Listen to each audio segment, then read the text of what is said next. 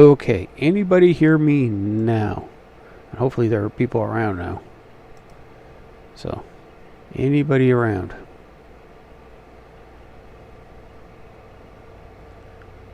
Doo-doo-doo.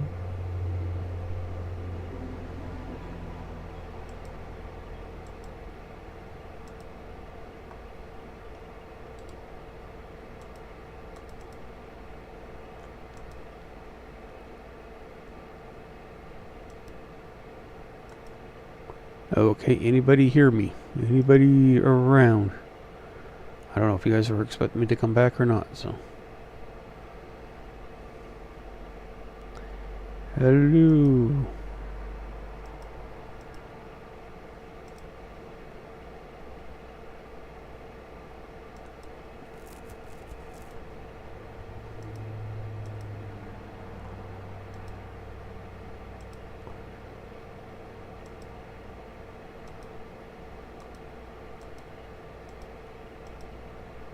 Hello, are you hearing me?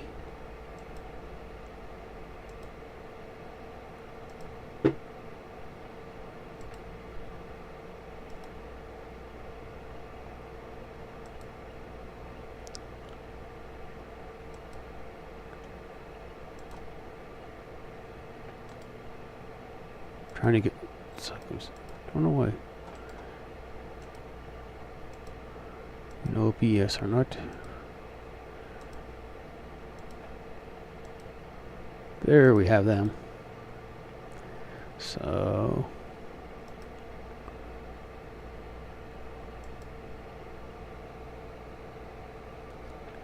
I have no idea that they don't have really set a schedule. They're just trying to find a window. They had a window. They had a window earlier today, but a boat came into the harbor for an hour, and they couldn't get it out. They had to wait an hour to get like a dinghy out of the harbor next to it, and then they had a fire on the pad. So we don't know when it's going to be scheduled, if they're going to do it at all today. But I just decided to stream this and see if they what will happen. So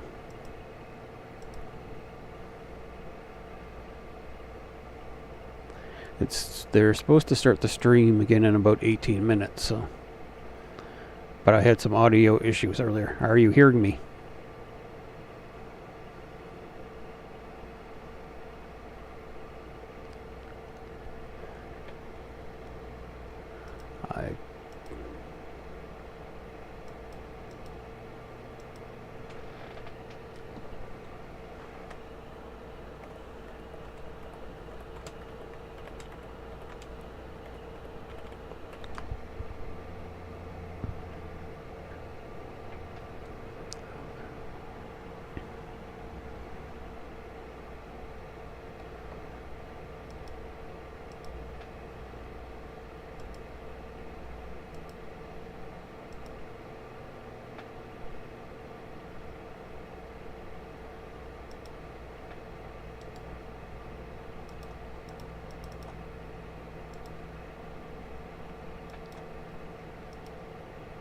Okay.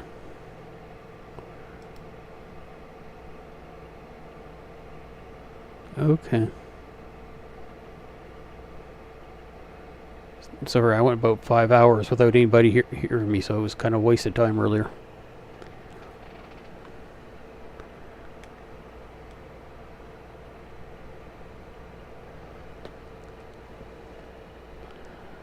Gonna check out a Mikey Smith video while we're waiting for them.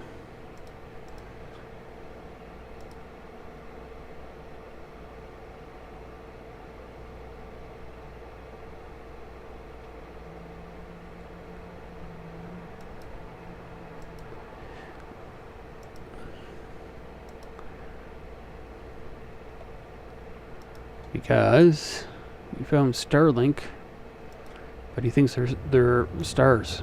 Okay, so we're gonna zoom into this like straight line of stars. You can see a few of them there right now, and then below the straight line of stars there's going to be a box configuration of stars, but we'll just let it go through the frame so we can get all the stars. And this is not Elon Musk's Starlink. These are actual stars. These are actually Starlinks, I think, because you can actually see them I've move. recorded them many times before and take it night shot pictures. Oh, what the hiccups. They're moving relative to the stars. They're something man-made.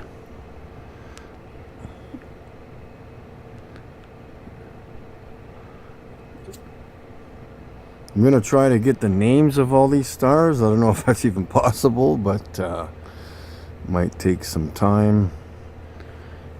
You can. But we will post the video either way, and over time we'll hopefully come up with some names. But he won't tell you where they're located, so you can't or numbers, find them or out yourself. configurations, or whatever you want to call them.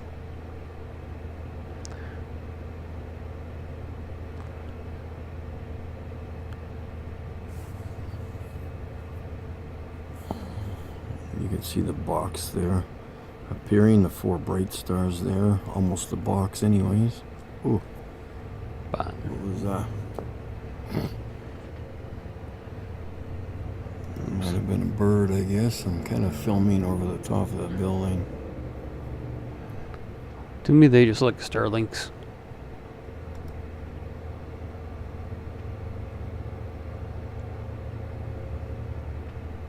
Where did I put?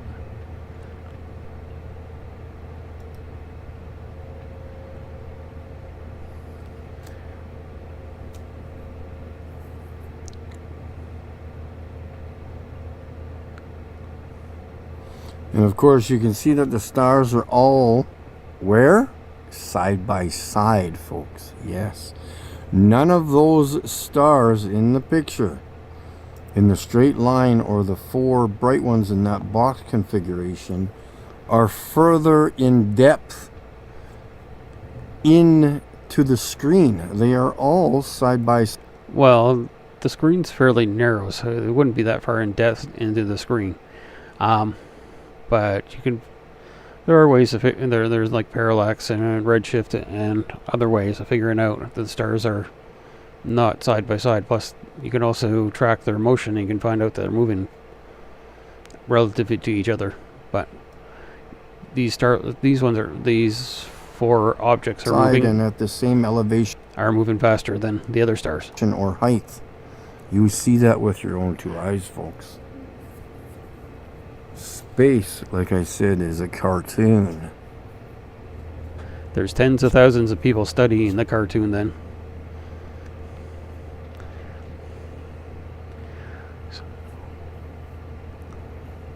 And I guess you can probably watch this in super duper fast mode if you want. On the set your speed to 1.75 or 2 and just watch those. Oops. See, look at those. It looks like Elon Musk's Starlink there, but it is not. Just a bunch of stars having a good time. You can really tell that they're moving. But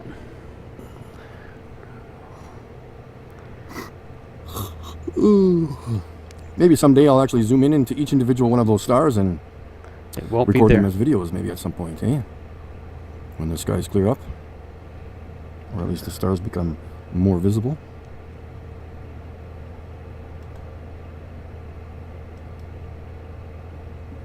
$2X. And I think that might be the last star on the top left. I'll just wait a few more seconds here. Of course, I can obviously adjust the binoculars too, just a little bit here. And it seems to be the last group there. So yeah, I'll just go to the top there and we'll zoom in a bit more. And we'll bring these through the frame.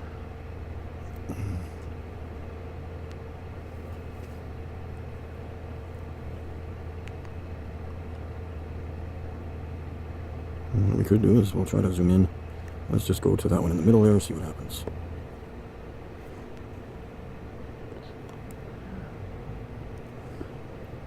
And again, you can tell, alright, let's try to focus that a bit more. No, a little focus there, and that's probably about it.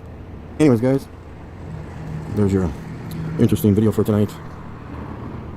I'll get the names at some point. I'm not going to tell you where they are. Of course. You probably won't find. So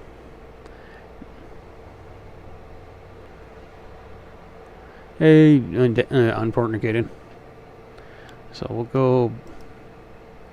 They're supposed to start up again. I don't know if they'll launch today or not, but they had a couple of incidents earlier. They were down to the last second, and they found a boat out in the maritime exclusion zone, and it took about an hour for them to for the boat to leave. And then as soon as that happened and they were ready to launch, a fire happened. So on launch pad. So we'll see if they actually launch today.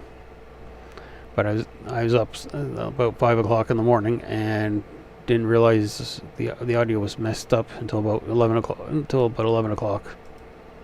So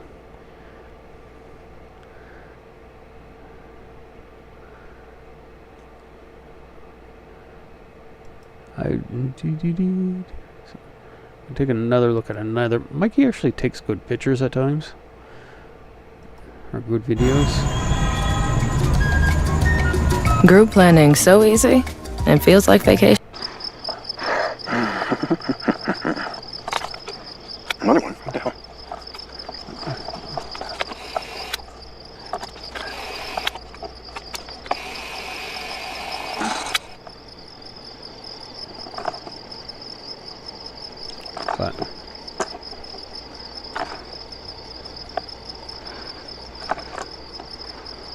But he doesn't understand what he's taking a picture of. And see, that kind of proves Dave McKeegan's point about the sun underneath the plane.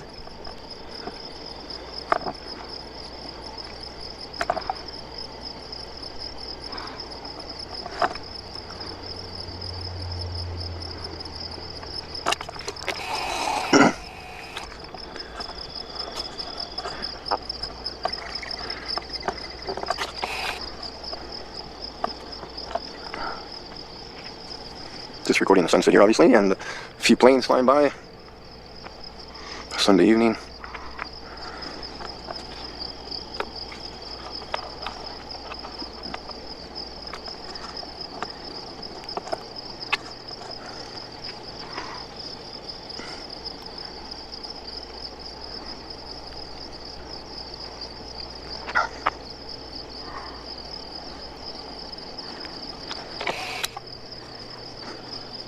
Not even using my solar filter. There's a lot of shit in the sky, or low to the horizon there. It's not smoke, I'll tell you that much. I'm pretty sure it's not.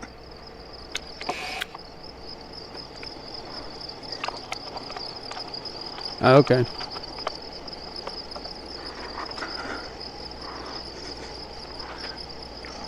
And I was keeping up with those airplanes on my tripod using my 3-axis gear head. So that takes a lot of skill to keep up with the plane in 2 different directions here as the plane's moving away from you. So that's interesting. Most of the times you can call me Dave, so.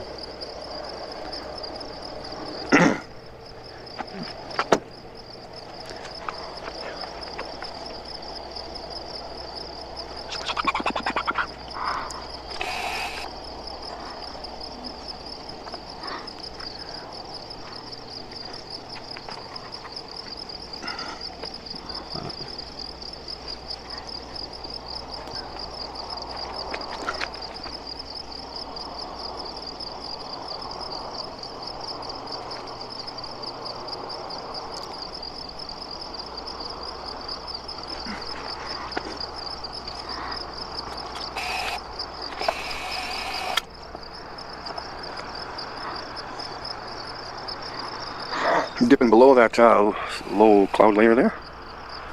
As the sun moves further away, the sun is not going down, it's just going further away, just like the lampposts on your streets and on the highway. Very easy to explain and understand. No, it's going. Well, it's the Earth is spinning, and the sun is appearing to go down on the Earth.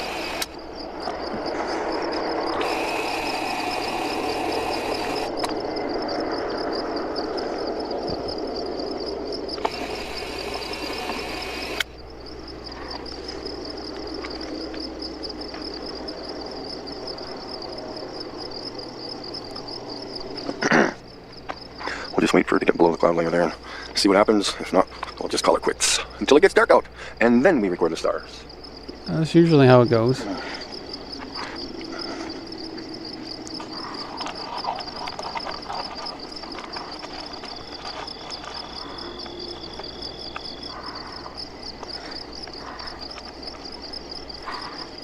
They're down to 4 minutes.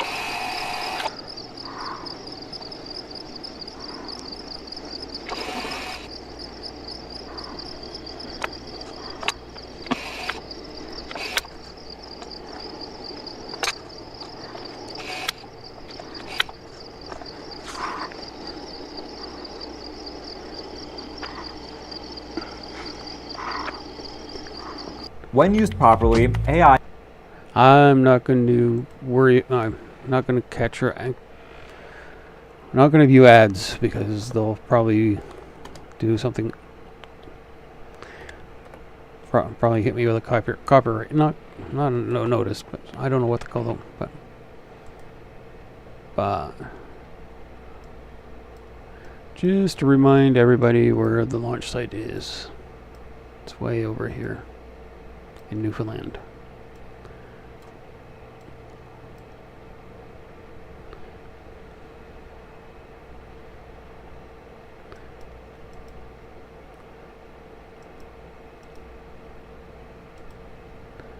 See what's going on.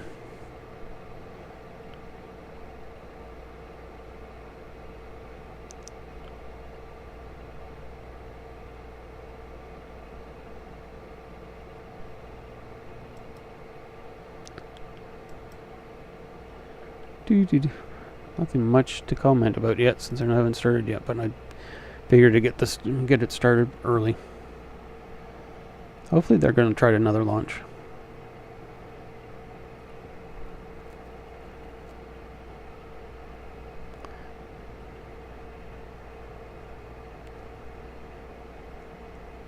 Hopefully we can be able to see it. I think the 3:30 on their website is the until the live stream starts. But I know dead air, but there's nothing much really to say.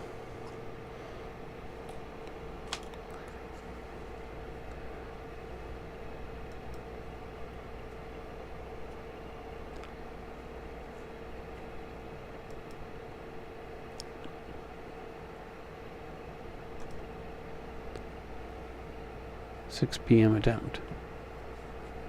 That's still about an hour's away for their time.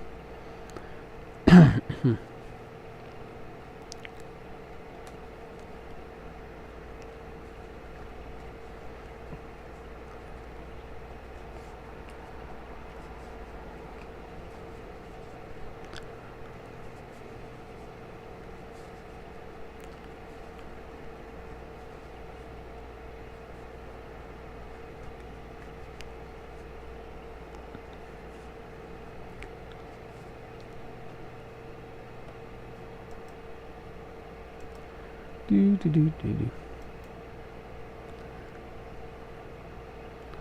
Okay.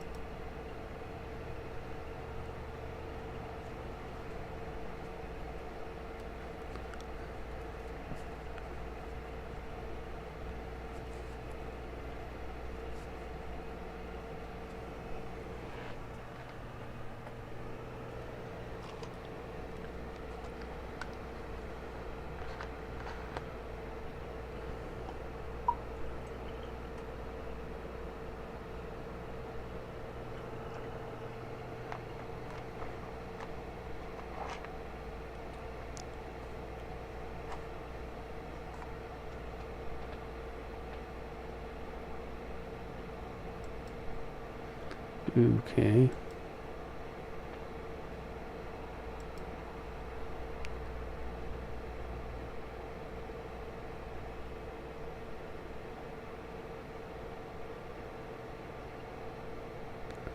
Okay, the launch attempt will be between 5 and 7 p.m.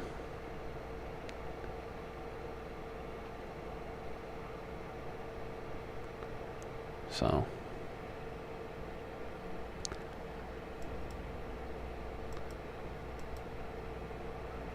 I don't know what to do for about an hour.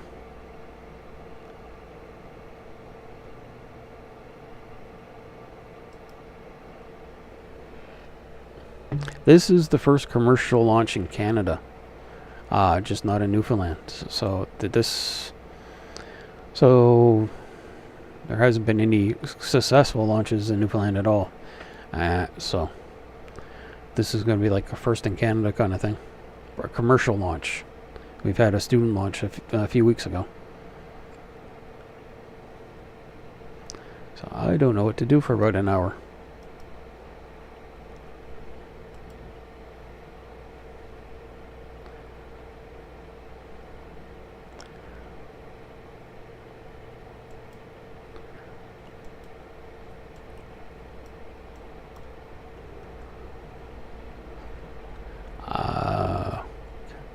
I know one thing I could do. I don't know how well it's going to work.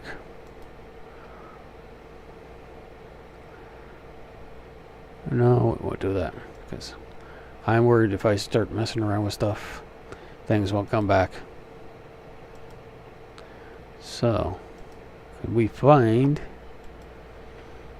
some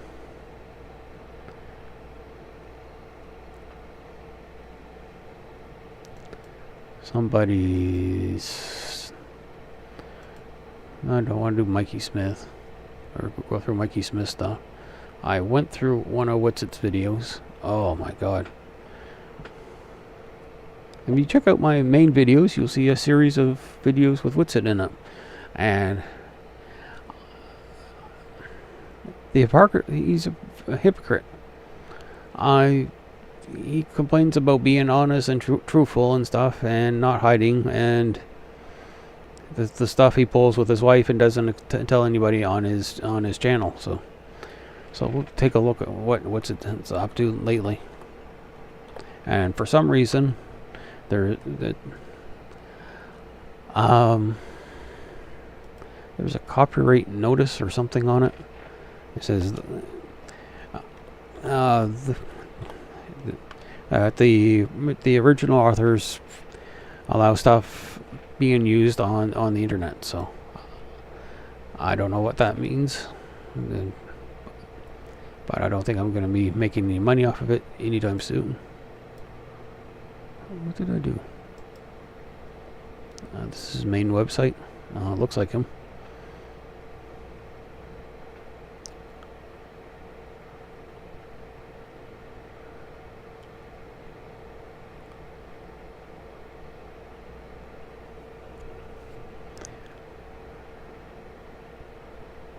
What is he trying to sell now?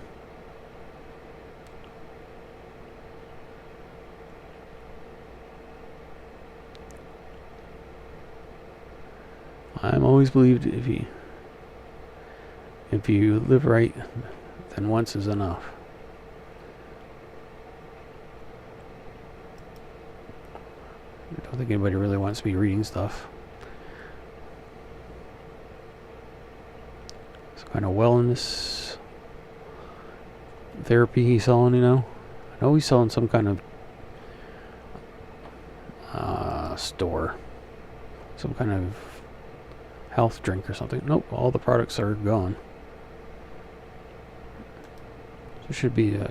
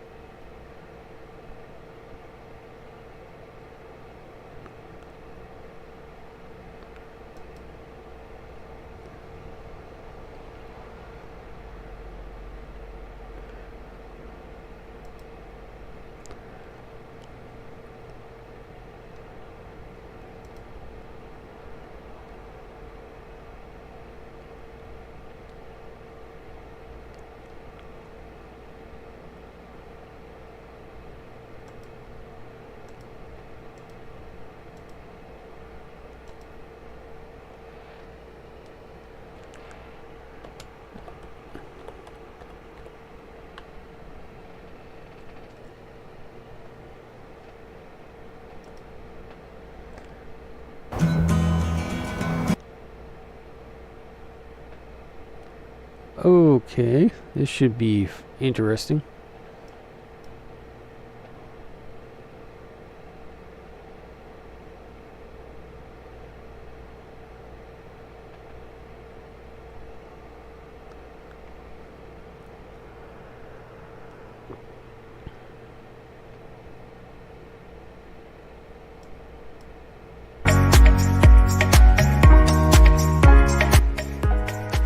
I'm going to turn down the volume a bit.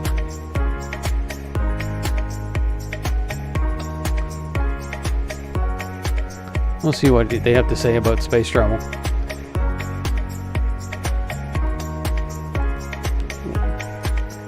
I'll keep popping over.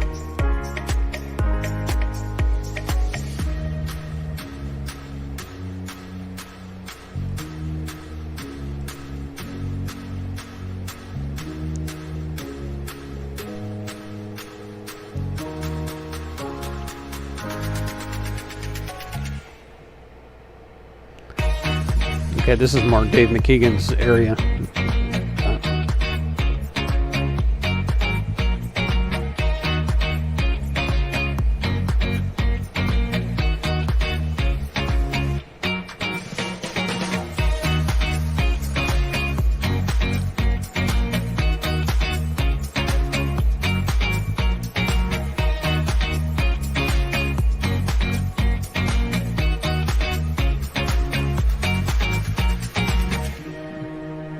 Never seen an astronaut do anything like that on the moon.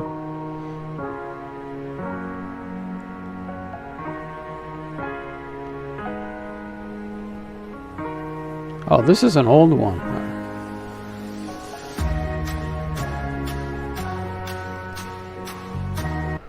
That's an old one. Oops. I don't know if I want to go through it or not. But. Boosters in ignition. And liftoff of Artemis 1. We rise together. Sorry, I was muted. Did I mishear that guy? What did he just say? Let's listen to what he said again. Maybe I misheard him. Back to the moon and beyond. To infinity and beyond. Today we got to witness the world's most powerful rocket take the Earth by its edges and shake the wicked out of it. And it was quite a sight. It's quite a sight. What are you talking about, bro? What?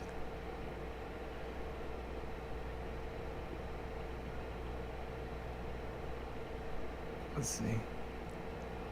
Hard argument is what you're talking about, Okay, bro. Not an exact argument. The NIV version, that it might take the earth by the edges and shake the wicked out of it. Why is this dude quoting the Bible? That it might take hold of the ends of the earth, and the wicked shall be shaken out of it. Where are the ends of the earth or the edges of the earth on the globe? And why is NASA quoting the Bible? Oh, it's just a coincidence. No, it's not, though. It's not a coincidence.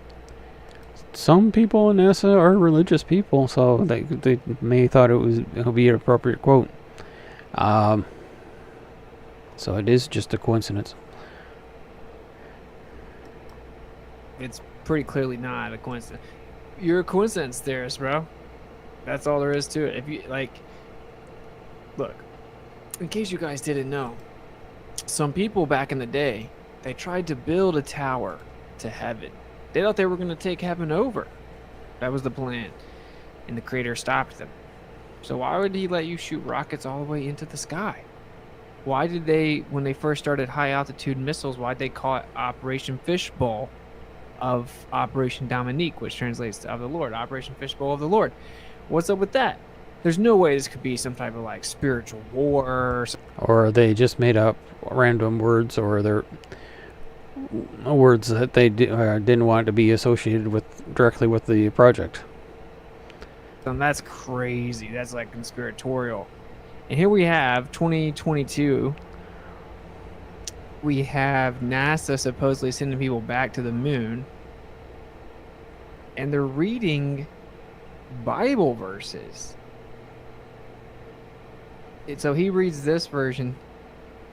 What does that have to do with the rocket? dude, it's like a spiritual like thing. It's like a spell. It's mockery. Plus, when a rocket takes off, it shakes the ground. That could have been it. So we're gonna move on. I thought that's crazy. This is like a middle finger to the creator. That's the whole point. That's why they name it the dragon, and they name it after Greek gods and all this stuff. Well, Artemis was the god of the hunt and the moon. So I wonder how they got that connection. Plus, the dragon spit fire. They describe everything to be the opposite of what the scriptures say. How does a rocket pick the earth up by its edges and shake the wicked out of it? What is that? How is that something to say? It's just a coincidence. Just totally a coincidence. Coming, use that hashtag Artemis and tweet or drop them in the comments. Great. 5. 4-stage engine start. 3, 2, 1. Boosters in ignition. And liftoff of Artemis 1. We rise together back to the moon and beyond. To infinity and beyond. Today we got to witness the world's most powerful rocket take the earth by its edges and shake the wicked out of it. And it was quite a sight. It's quite a sight. The views of our blue marble in the blackness of space, now capturing the imagination now capturing the imagination of a new generation. Really captures people's imagination. The Artemis program's goal is to inspire. Yeah, it captures our imagination. You know, why are they saying that, by the way? Why are you saying that? You know, people got to be salty that this is what you get in 2022. This 2023 is the best we got still. And it's like awful. What is that, bro? New generation. Really captures. It's the Earth.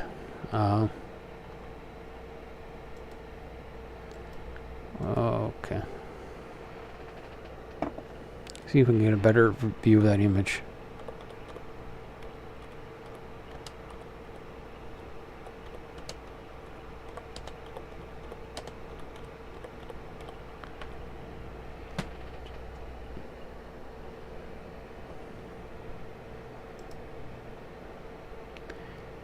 Do.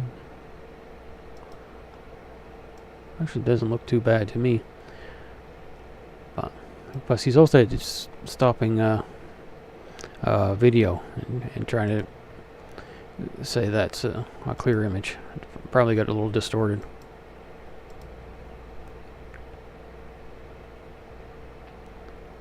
I went to the wrong window.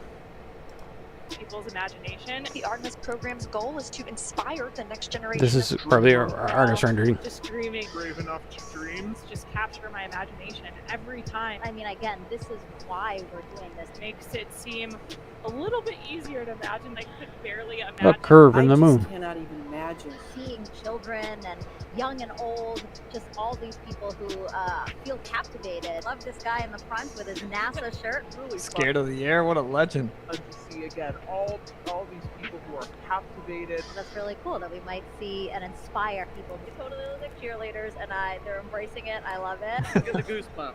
That tells it all right here. I'm still shaking a little bit. That took my breath away, and I was tearing up. It's surreal to me.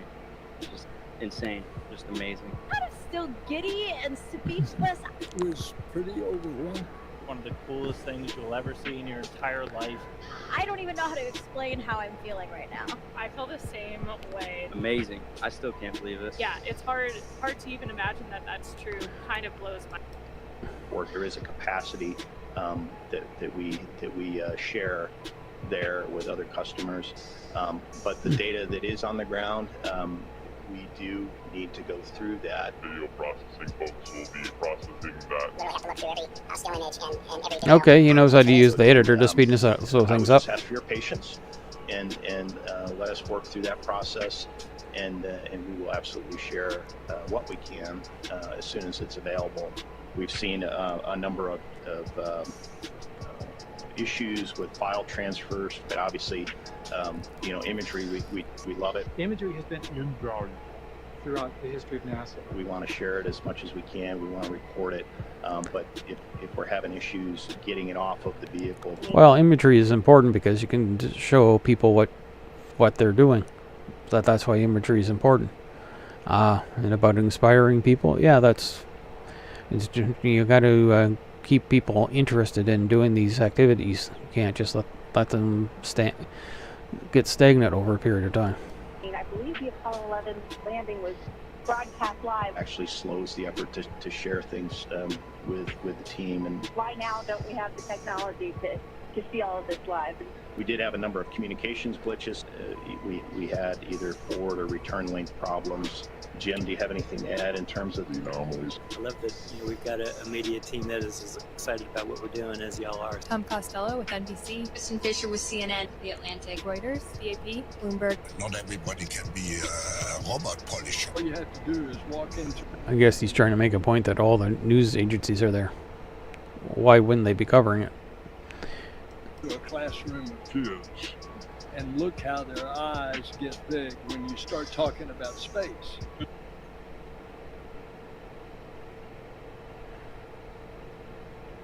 We'll be passing over, some of the Apollo landing sites. Unfortunately, they're going to be in the darkness. They will not be sunlit, so we won't get very good video. There was a probe called the Lunar Reconnaissance Orbiter that was in there in the 2000s that orbited the moon and found the sites. Plus, I think a recent Indian mission found the sites and some of the footpaths and some of the trails from the rovers.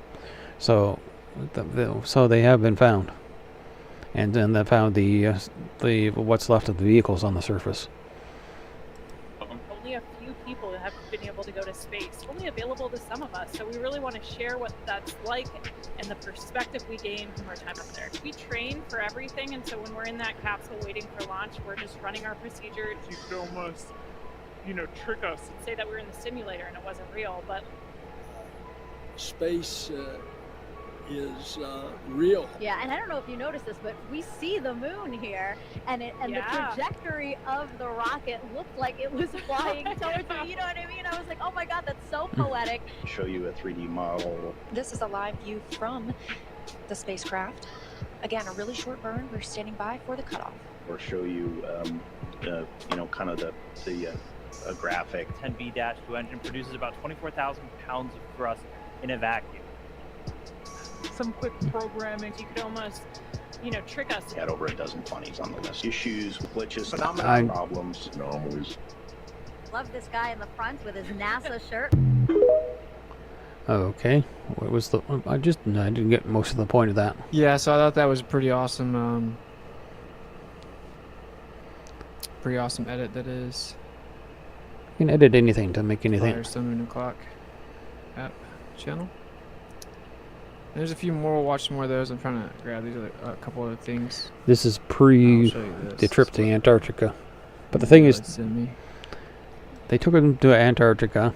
They took this guy to Antarctica, and he saw the 24-hour sun, and he still doesn't think that I don't think he doesn't believe the Earth is not round. I think he believes the Earth is the center of the universe now. But I wonder what happens if you took him to space or took him to an observatory or something like that and tried to explain things to him.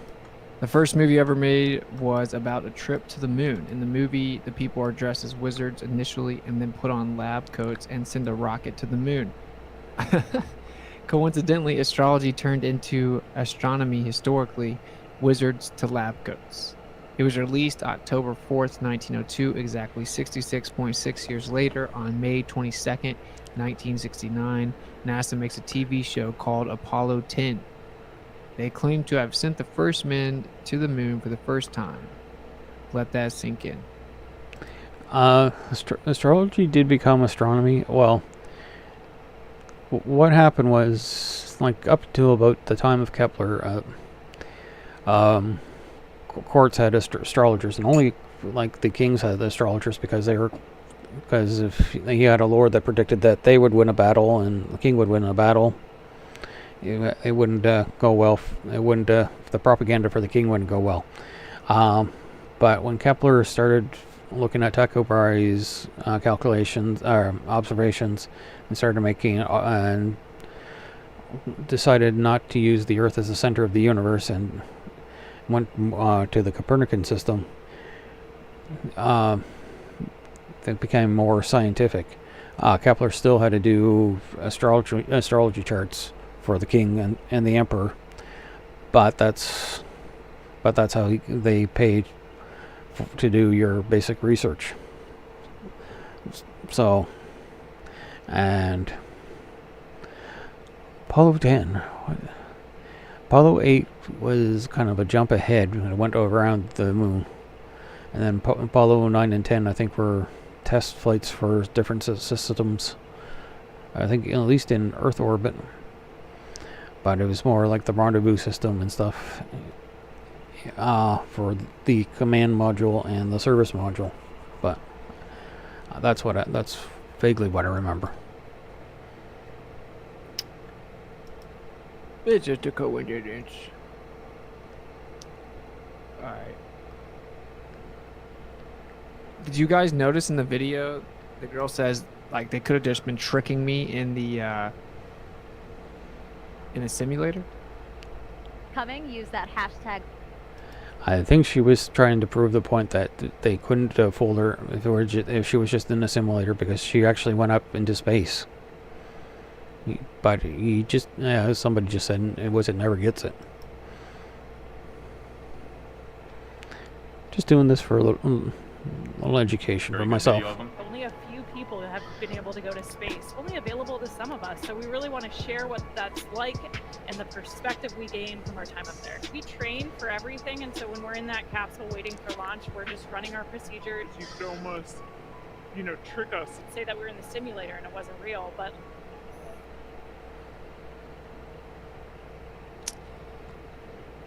Yeah, that's not weird.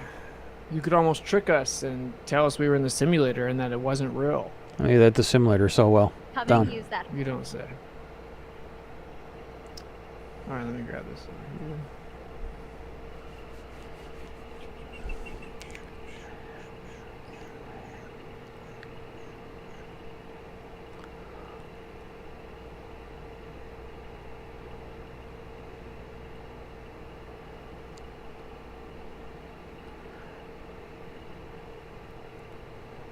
Kind of explain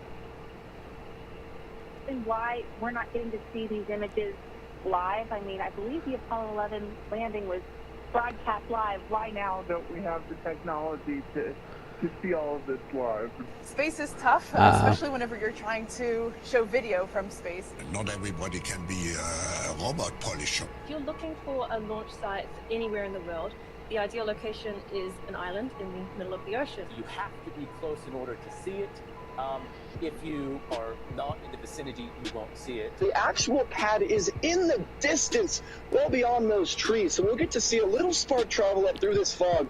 Location, but it's obviously important. Yeah, there's Wonderful spot because we have very little air and marine traffic.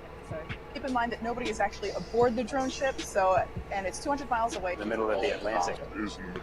well, the reason why you want it in the middle of the Atlantic is because if it goes wrong, you can ditch it in the water fairly fast, and also near the equator because that's the easiest place to put orbits. The launch that they're doing in Newfoundland, some of those launches will be for polar orbits for launch satellites over the Arctic region of Canada. Some of them you can also aim them towards the equator and put them into an equatorial orbit. But it's best to do it near the equator and on an island where nobody won't hurt anybody. You can see it for quite a ways away, and you can feel it quite a ways away too. They're not gentle machines. Cannot go near the rocket site. No one can go near it. So we have a cool animation to show you what's going on. I'm going to be showing you a graphic. Be sure to follow the animation. The animation is informed by real-time data. So the graphic on the right, the simulation you've been seeing, this electric simulation, it looks like it's moving pretty slow. It makes for a pretty slow-moving okay, thank you, Jeff. Experience, but it is actually going very fast right now. Jeff says raindrops on the screen. Just a second. We have. Jeff says that Apollo 10 was a manned orbit with the command module flight, but no moon landing. Oh, okay.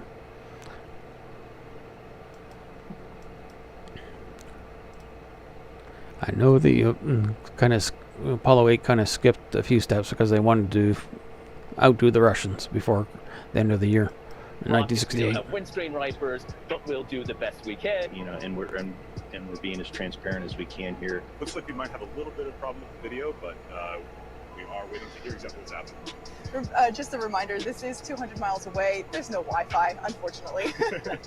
We've been expecting more views, not only of the mission, but also from the launch pad. This is a phenomenon we will expect to continue throughout the rest of the mission. If we lose video, everything is likely still operating normally. We just have the limit of our signal. Well, the thing is, a lot of people live in cities or they get Wi-Fi very easily, and so they expect it to act like that everywhere. But if you get outside of into more rural areas or more remote areas, a lot of technology is not there, like Wi-Fi, or you'd have to use Starlink or something in some remote areas. So I just think people are just used to some technology and they expect everything to run smoothly and without errors. Hopefully we can hold signal here. At this point, we lost video feed of our drone ship. Dragon is just about at the limit of the Newfoundland ground station. We're probably going to lose video shortly. Issues with file transfers.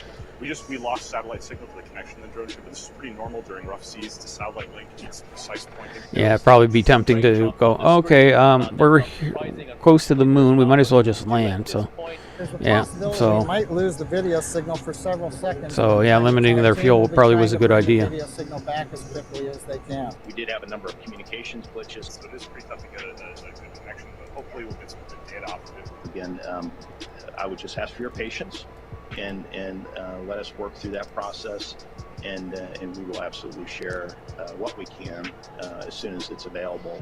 And we've just lost signal again, we're being told, unfortunately. We're currently in a satellite handover for the International Space Station. This happens periodically. Behind me, you can see the deep dark velvet obscured somewhat by some beautiful smoke. The magic of television. It does look like it's foggy there. It may make it a little bit difficult for us to see today's mission. We had either forward or return link problems. I don't think we have reliable video for it right now, so I'm not sure if we're going to see it exactly perfectly. I think all this is, why can't we see them all the time, and why, so therefore it must be a conspiracy. No, it's just there's weather on Earth, and sometimes it's hard to see things on Earth directly.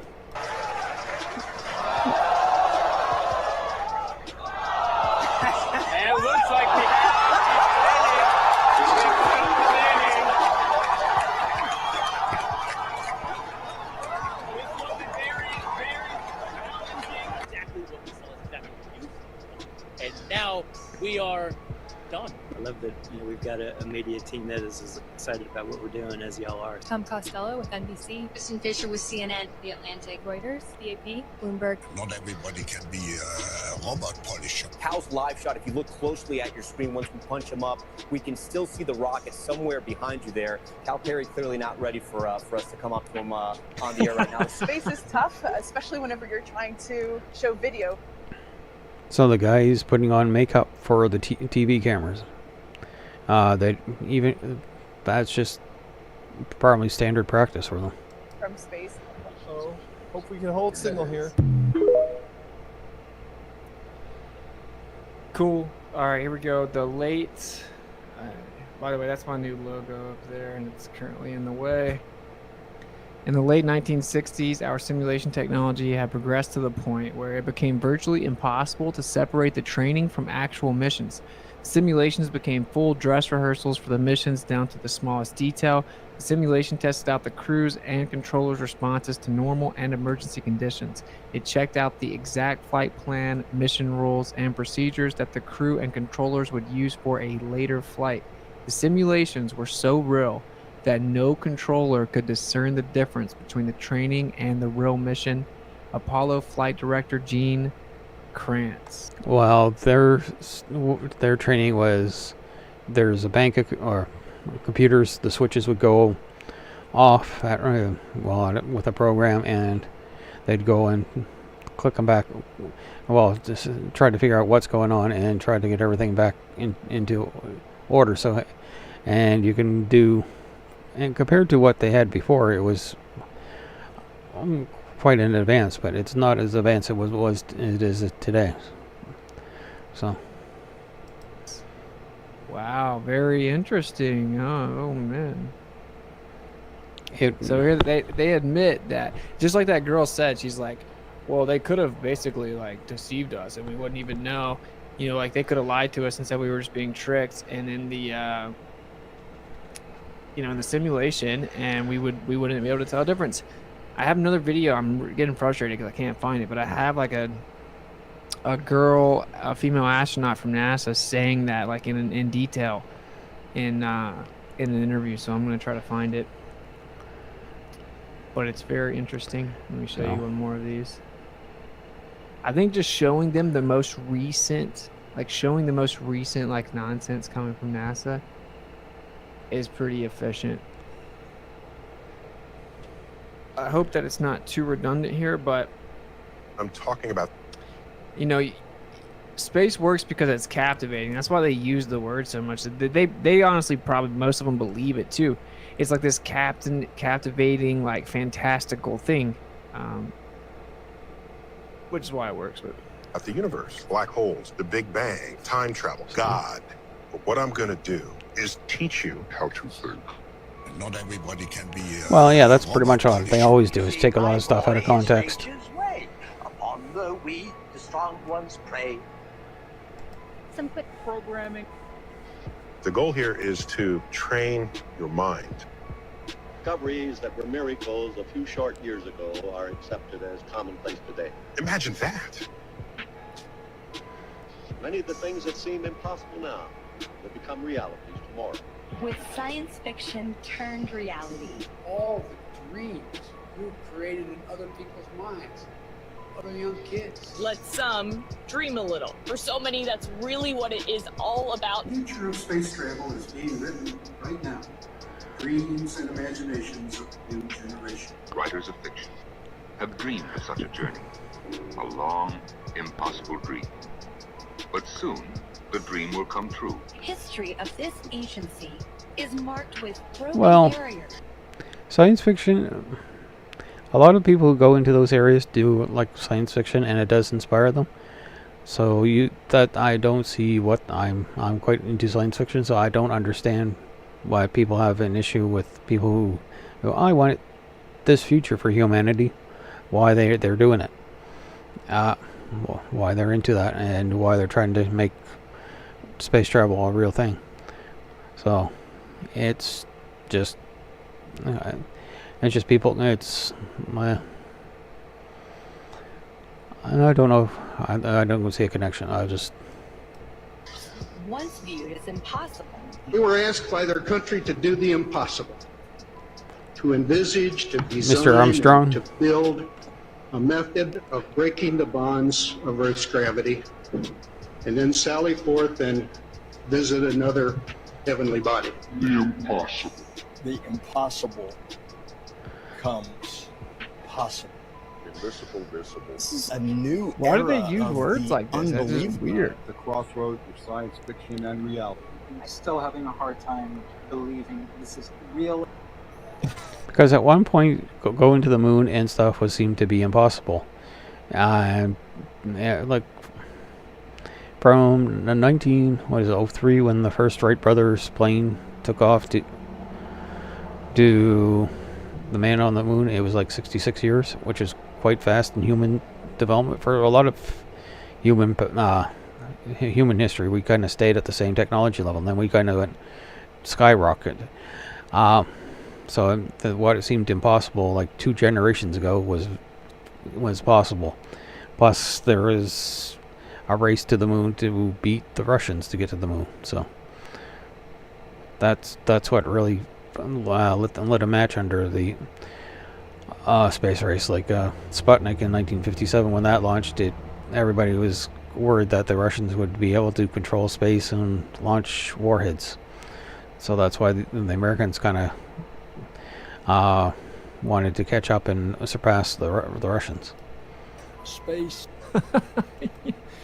Dude, my opinion is, it's not like all these people are super sinister and they're like, let's say it's hard to believe it's real, because it isn't. I think they are being like legit, you know, like it's like they start to realize that they're at a very limited position, and it's like, could this be fake? Like even in their own mind, they're like, technically, I don't really know. And even the astronauts have those moments where they're like, oh, that was our mission. This is my theory. Like, oh, that was our mission. That was a lot like simulation. I don't know what the difference is. I don't. And they start to realize like even they could be misled, and they just openly say it because it's like they think there's no way that I would be like in the middle of this being deceived, right? It takes like one person at that moment to like just run your simulation, and everyone else thinks it's real. Like, oh, there's no way everyone would have to be in on it. No, actually, Is real. Those aren't little dots of light in the sky. Those are real bodies. They're interesting places out there, and they're real. That shows you that really is the Earth's limb. So it's authentic and legit. why are they trying to convince us? Like, if it's just automatically legit, like you wouldn't have to convince us. Real bodies. They're interesting places out there, and they're real. That shows you that really is the Earth's limb. Why would you need to show us that it really, like, it should be obvious, right? Well, why does he have to say this right here? So it's authentic and legit. Because they are damage control, bro. They are in damage control. They know that like tons of us aren't buying their story anymore. Because we have to because there's people like you who don't think it's real or have some kind of monetary reason to deny science, denying science. So In these galaxies. And they're real. They are real objects. Real. It's real. This is real. What's happening? It could be playing a trick on you. It could be a like Truman Show type thing. But no, this is real. It is science. It is rocket science. South that you see what's in these galaxies. And they're real. They are real objects. Real. It's real. This is real. What's happening? It could be playing a trick on you. It could be a like Truman Show type thing. But no, this is real. It is science. We could be playing a trick on you. We're gonna go do this, and it's impossible. But we did it. Once unthinkable. The space agency saying this will never be done. There's no, it's not possible to land the first stage, and they did it. The impossible possible. Incredible that as humans, like we have done this, we did this. We can see possibilities no one has ever seen before. In ways we could have never imagined. The views of our blue marble in the blackness of space, now capturing the imagination now capturing the imagination of a new generation. Yo, I know the like space junkies, like they're salty. They're like low-key salty that the missions now are just such trash, you know? I think that if they were forced to accept that all this was a fake and all this was a lie. Trash? Please explain how all missions are trash now. We've got missions on Mars that are finding organic compounds or a waste from what could be waste from biological microbes in the far past. We got satellites around Saturn, and we've got, or not around Saturn, around Jupiter at the moment. We have the Parker Space Probe, we have James Webb, we have Hubble, we have all kinds of observatories in space and on the ground doing all this work, and it's trash. I wish you could explain that. What's it? They would cry. Like Kai was talking about, I think a lot of these people, like, they would actually cry, and maybe for days. Like, they would be like severely depressed for days. I know like flat earthers that felt that way. That's why this whole narrative, like, people just want to think the earth is flat to feel special. That is such a lie.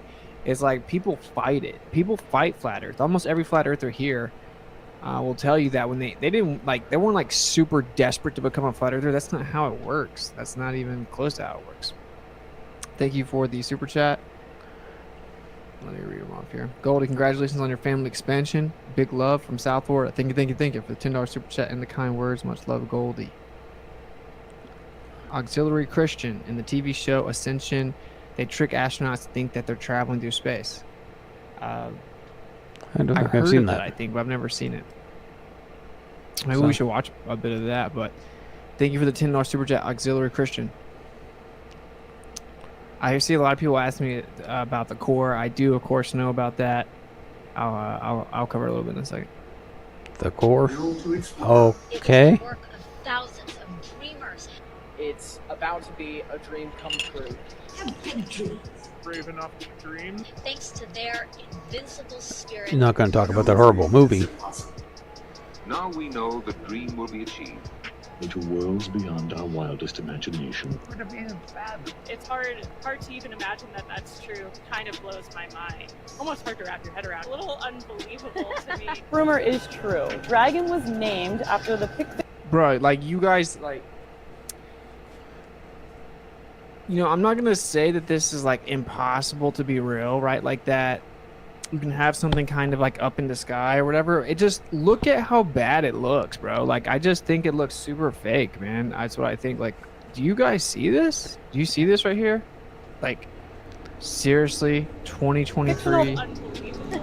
Rumor is true. Dragon was named after the fictional Puff the Magic Dragon. Look at this! This area is filled with books about pretend people! That's right, Grover. This is the fiction section. Fiction means it's a made-up story. Fiction means it's a made-up story. And the rocket and the globe, like, why? Fiction section. Fiction means it's a made-up story. Fiction means it's a made-up story. Yeah, but you can call things after fiction stories. Especially well in this exhibit, moving beyond Earth, We could only dream. into the solar system, and into beyond, into the distant galaxies. Fiction means it's a made-up story. This is what it's about. We are having fun. We are excited. Look at the goosebumps. That tells it all right here. I'm still shaking a little bit. It was pretty overwhelming. It's amazing to see like the actual dots on the screen for real. Pretty excited. Really get excited. All very excited. I'm really excited. That's exciting. Super exciting.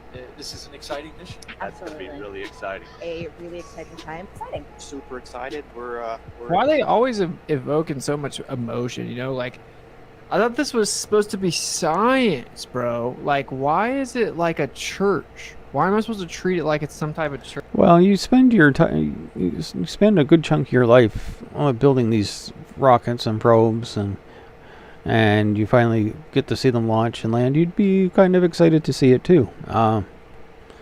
It's like somebody who rebuilds a car or something, and all of a sudden the car starts running.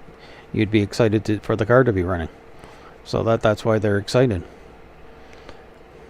Church or something like, oh, NASA, please tell me more. Like, oh, it's like weird. It's weird. I don't like. It's so exciting and emotional and hard to believe. It's like a dream. It's like imagination. It's like, shut up, dude. Like, they want you in an emotional state because emotion overrides logic. I'm like, when I say they, I mean that's the whole sales pitch of space, just to get you emotionally involved in the fanaticism and the idea of like an exhilarating fantasy that you can like imagine. And it's captivating when you get lost in the sauce, you know? Really glad to be in space. Oh yeah. Oh yeah. Dart. Wow. I mean, Dart was a day. Unbelievable. Unbelievable. It's mind-boggling.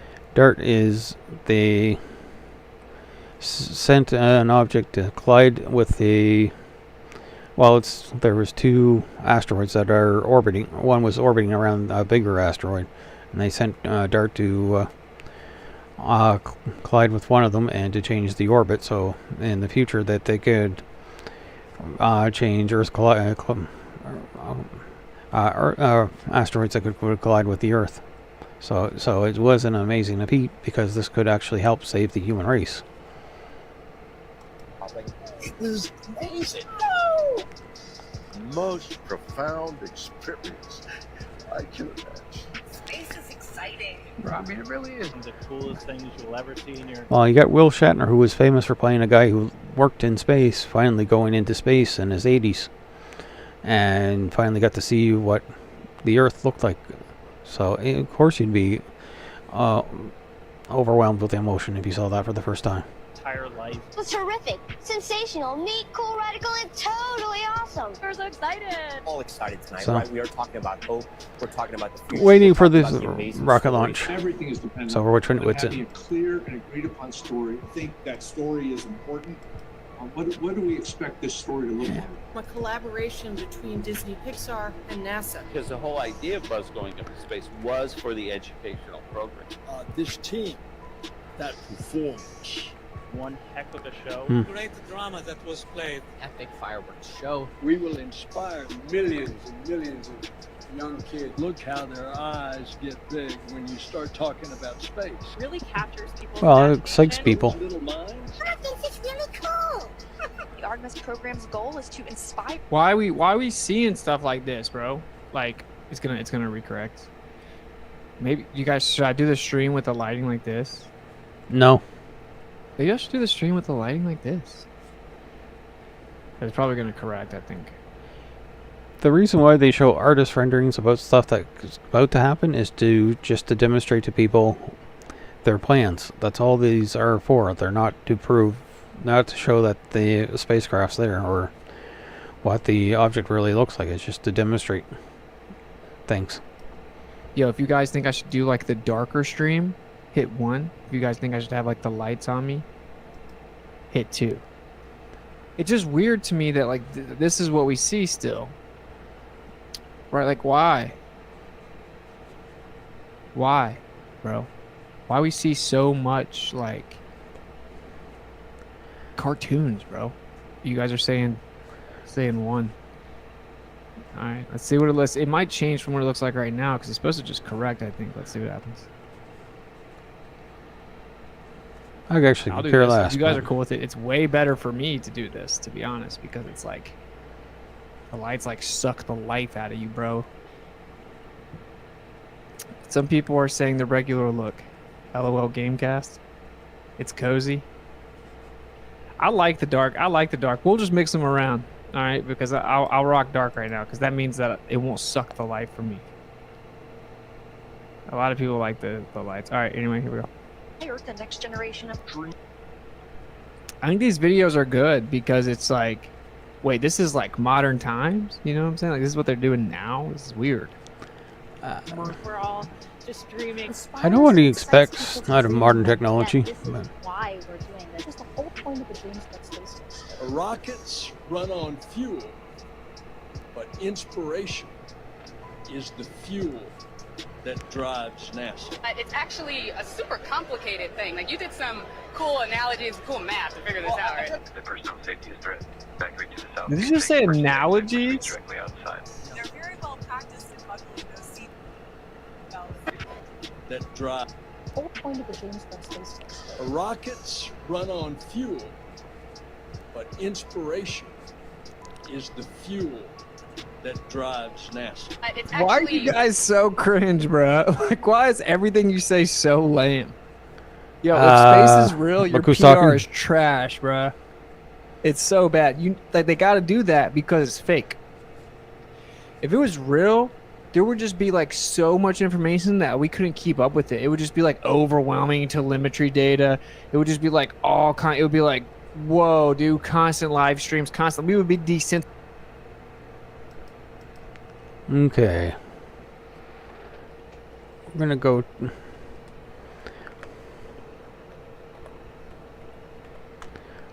This is the archive. A lot of the 3 people who are probably watching this probably know what the archive is, but this is like the 52,000 in that account. Okay.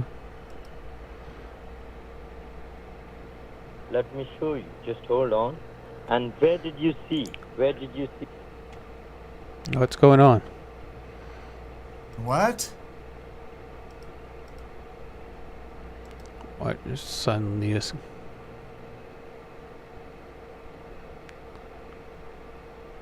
Okay, their clock went to not available.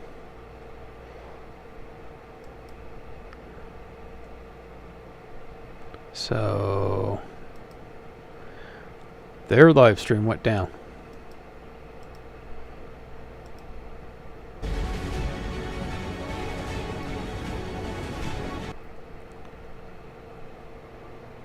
Okay, just a second.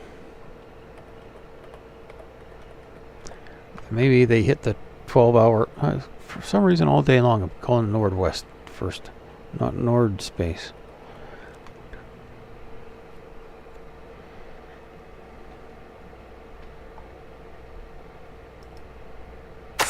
Balls under.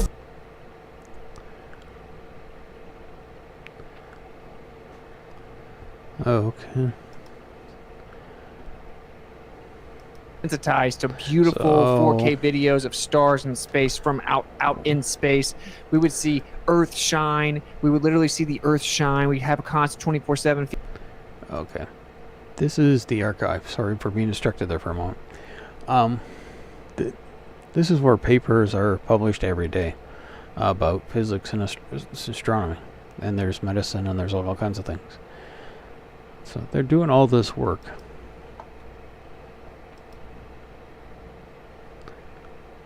And they're evaluating tons of data. And they actually have to use AI to check all the data. So there's plenty of this being done. He's just not looking in the right areas. But I don't know if they're going to cancel the launch or not. But we'll watch more of him for a little bit longer until we can figure out what's going on. Feet from the moon, looking down onto the Earth. We would see everything. We would see eclipses from the outside. We would see shuttles just coming in and out of the atmosphere. We would have all kinds of videos of all these satellites orbiting a ball. You zoom in and see them from all these different angles. We don't see any of it. And so you can see satellites orbiting every night. Every time I go out, I can see 1 or 2 satellites orbiting at night. So you can see them. It's just I think he expects like shuttles to be launched every day or rockets to be launched every hour or something, but it's quite tricky still to launch them. So any little thing they give you now, they amp it up to be such a big deal, and they start to make it real emotional. And then, like, how have people not seen through this? This is what we're about to see. We're about to shift away from modern times in about 5 minutes, and we're going to look into what they used to say, because these are the same people that used to say stories back in the day about going to space. And if they were lying about space back then, they're lying about space now. And you can make a conscious decision to like try to believe whatever you see. That's called Stockholm syndrome, though. You're not ready to wake up, so I encourage you to continue on. You might want to just go get a job. It's a super complicated thing. Like, you did some cool analogies, cool math to figure this out, right? I'm just kidding. No one do that. Personal safety is threatened. Evacuate to the south facing emergency exit, which leads directly outside. They're very well practiced in buckling those seatbelts. I see the group of people more excited, like freaked out excited, like the looks in those people's eyes. I know all these kids are super excited. People are keeping their kids up to. Thoughts on impact craters, real, fake? What's up? The firmament. Firmament's what's up. I don't think there's any impact craters. I don't see any evidence for that. And why would they all be at like 90 degrees? I don't know. It could be like it's like a plasma maybe. I'm all over the place with the moon. Some claim it's a map. Looks like it could be plasma. We have lunar waves. You can watch, like, you can see certain types of materials that, like, when they bubble up, it causes that.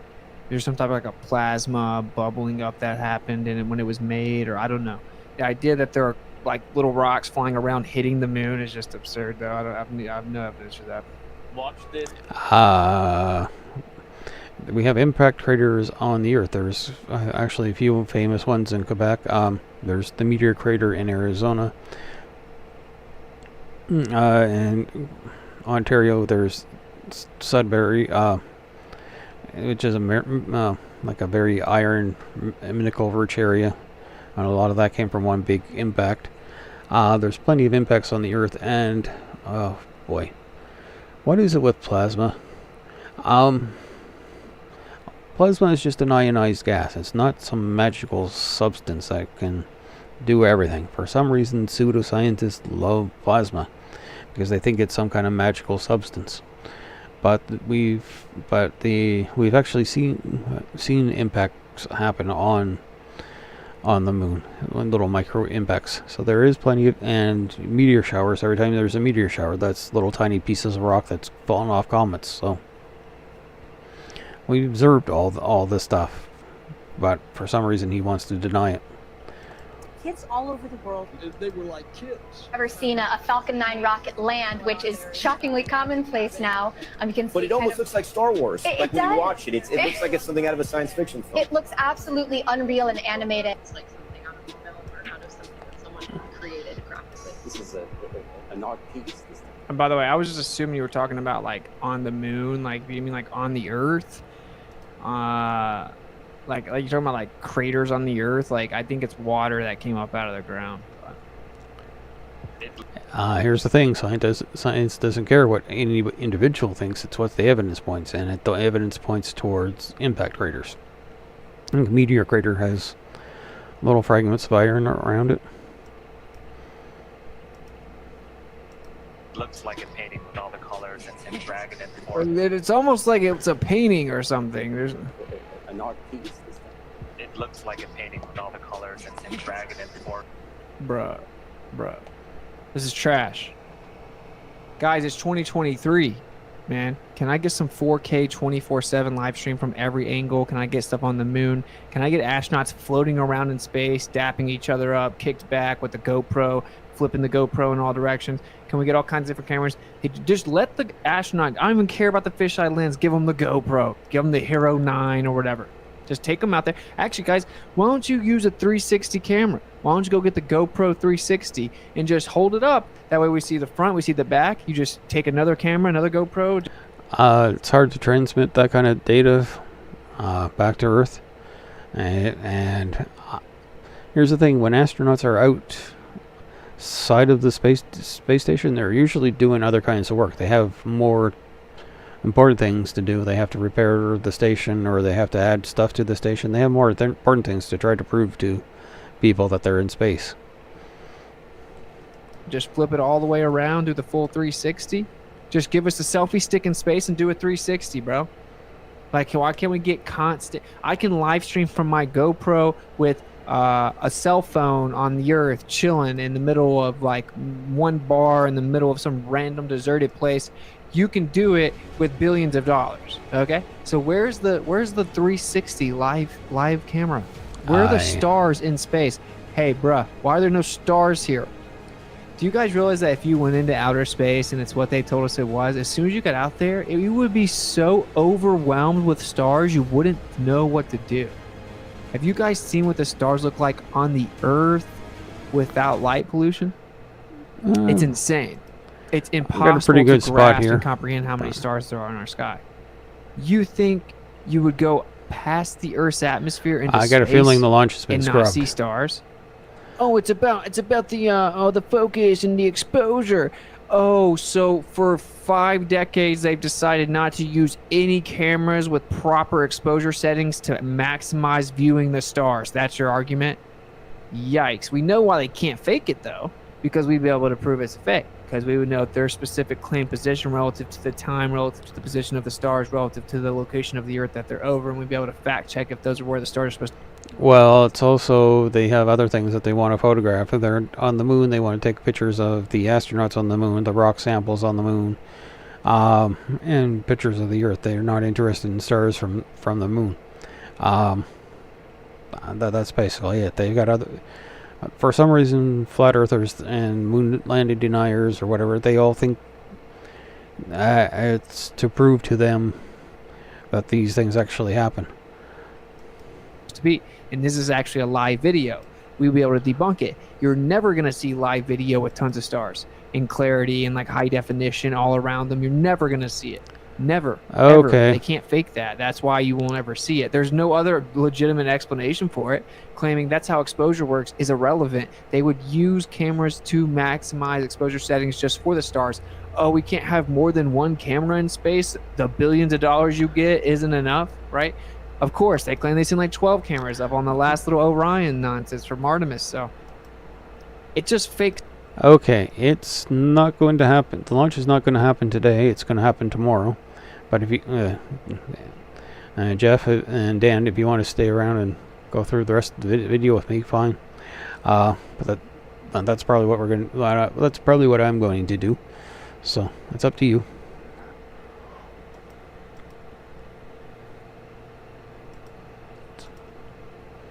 Okay, it's about 45 minutes and an hour and 58-minute long video. So we'll do a little bit more. But space stories, bro. We can't go pro from space, bro. We destroy that technology. Thank you for the $5 super chat, Jeremy. Yeah. We destroy the GoPro technology. Sorry. Well, give us another 50 years of blind, brainwashed, complacent slave mentality, and then we promise we'll give you Mars. Everyone's like, they're gonna. I don't know what they're gonna do. I don't think they can fake the moon landing. We'll get into that in a second. It's like abstract artwork. More Star Wars, even Star Wars. The school kids we show these to always like those scenes. Like R2D2. The song's a banger. The most successful educational. I know Toon probably has something. In the Matrix. I know Toon has something scheduled this evening. I don't know when, but Culmination of a dream. I just can't tell you how much I believe the most unlikely things to happen. So the graphic on the right, the simulation you've been seeing, this telemetry simulation, it looks like it's moving pretty slow, but it is actually going very fast right now. 4,000 miles per second. Kind of neat. You go from 0 speed on the pad, 8.5 minutes later, you're doing 17,500 miles per hour. Over 5 miles a second. It's the first time we've... Like, look, we got someone in the space that's showing exactly. Look up star trackers. I know what star trackers are. Okay? Well, look up video camera. Okay? Why are there not videos from NASA who claims to be in space where they show the stars in space? Why would Artemis not be showing us videos of stars? That's the question, bro. Why is Artemis not showing us videos, live videos of stars? You should be able to... because I think it's when Artemis was heading from the Earth. The Earth was on the sun side, or the sun was shining down on the sun on the Earth. Yeah, so therefore you saw the Earth. So and you didn't see the street lights and stuff from the dark side of the Earth. So the Earth reflection probably, if you set it to see stars, the camera would be overwhelmed by the Earth light, so it's the sunlight reflecting from the Earth, so it'd be the Earth would overpower it no matter what. They don't have much common sense. To go to NASA's website, there should be a live broadcast section of the Artemis mission when it was going on, and it should have 12 different camera angles, and you can click on whichever one you want to look at. Okay. Duh. Why I gotta say that? How you not already know that? Why I gotta say that? Why NASA not just do that? Are you kidding me? You should be able to go and click on all 12 cameras live. Oh, I want to see the stars. Oh, I want to see the Earth. Oh, I want to see the moon. Oh, I want to see the craft. Oh, I want to see this angle. I want to see that angle. Live. 4K live. It's a joke that we never see stars. Then we look at it from the other perspective, because you can't fake that, because we'd be able to fact check live time if you're actually where you claim you are based on the positions of each stars and what those stars are. You can't fake that. You can use a computer to try to simulate it, and it's still going to be very difficult to fake the stars. So you just can't do it. You can't do it. And you definitely couldn't do it consistently, and you definitely couldn't do it with a live broadcast. Yeah, that's why. Also, why can't the astronaut show us a 360? You know, it's like there's no legitimate reasoning to dismiss this point. It's just religious zealotry. You want it to be true. That's it. The idea that it wasn't true, we got the evidence is too much for you. Nominal. Welcome. Thank you for becoming a member for 4 months. That is awesome. Never circumnavigate north to south. What about WTE?